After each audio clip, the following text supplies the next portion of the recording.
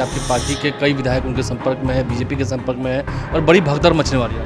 असल में वोट न भाट अंग्रेजी बाजा, और जिसका बात आप कह रहे हैं कहता है हम ही हैं राजा, ये संभव है? आरजेडी किसी को तोड़ सकता है, जिस दिन चाहेगा किसी पार्टी को तोड़ देगा, लेकिन आरजेडी को कोई नहीं तोड़ सकता। कोई लोग आ रहा है कि हम आना चाहते हैं आरजेडी में, लेकिन हमारे नेता अभी कह रहे हैं कि अभी वेट एंड वॉच। कल क्या होगा? राजनीति में कोई न परमानेंट दोस्त होता है, न परमानेंट कोई दुश्मन होता है। राजनीति परिस्थितियों का खेल है, राजनीति में कुछ भी संभव है। अगर वो फिर इधर आते हैं तो स्वागत होगा। एकदम स्वागत है, स्वागत। नमस्कार, मेरा नाम आलोक है, आप लाइव स्ट्रीज देख रहे हैं। हमारे साथ आरजेडी के विधायक और प्रखर वक्ता भाई वीरेंद्र जी हैं। भाई वीरेंद्र जी, आपकी पार्टी में सब ठीक है आरजेडी में? एकदम ऑल इज वेल। हमारी पार्टी एक सिद्धांत से चलती है और एक विचार है।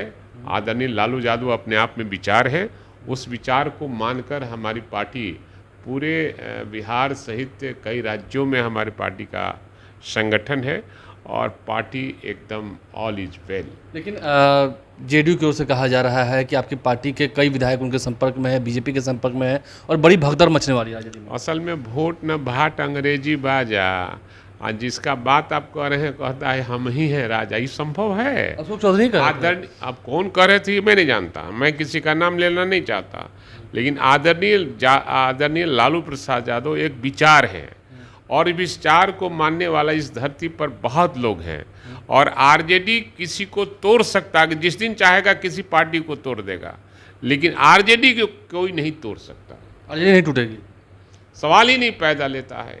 लालू यादव के विचार से लैस आरजेडी है, इसलिए उस विचार को हम लोग कैसे तोड़ सकते? आप अपनी बात कर सकते हैं, लेकिन कई आपके विधायक जो कह रहे हैं नहीं, कोई हमारे दल के संपर्क में अन्य पार्टियों के विधायक संपर्क में हैं, लेकिन हम लोग ऐसा करना नहीं चाहते हैं। कई लोग आ रहा है कि हम आना चाहते हैं आरजेडी में, लेकिन हमारे नेता अभी कह रहे हैं कि अभी वेट एंड वॉच।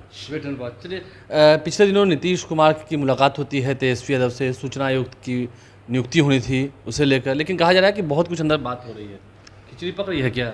अब देखिए, आप तो देखते आए हैं, दो बार माननीय मुख्यमंत्री नीतीश कुमार जी हमारे गठबंधन में शामिल हुए हैं और कल क्या होगा? राजनीति में कोई न परमानेंट दोस्त होता है, न परमानेंट कोई दुश्मन होता है। राजनीति परिस्थितियों का खेल है, राजनीति में कुछ भी संभव है। अगर वो फिर इधर आते हैं तो स्वागत होगा। एकदम स्वागत ही स्वागत है। लेकिन कल तो वो कह रहे थे जेपी नड्डा के सामने कि अब 2 बार गलती हो गई, अब उधर नहीं जाएंगे। अब बहुत सी बातें हम नहीं कहना चाहते हैं, मतलब दिल में कुछ बातें दबा रखी है। और भी पहले का बयान देखिए, अब का बयान देखिए, आपको पता चल जाएगा सब चीज़।